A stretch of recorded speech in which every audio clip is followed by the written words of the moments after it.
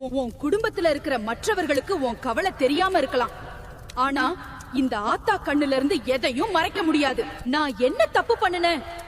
நீயே உன்னை மனசுக்குள்ள குடைஞ்சுக்கிறதெல்லாம் என் காதுல விழுது கண்ணு. ஊரே தூங்கினாலும் வைகை ஆறு மாதிரி ஓயாம உன் மனசுக்குள்ள ஏதோ ஓடிக்கிட்டே இருக்குது.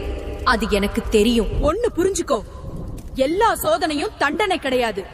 சில சோதனை உன்னை செதுக்குற பாடம். நீ இப்போ பாக்குது வெறும் பாதி வழிதான். ஆனா நான் முழு பாதையையும் பாத்துக்கிட்டு இருக்கேன்.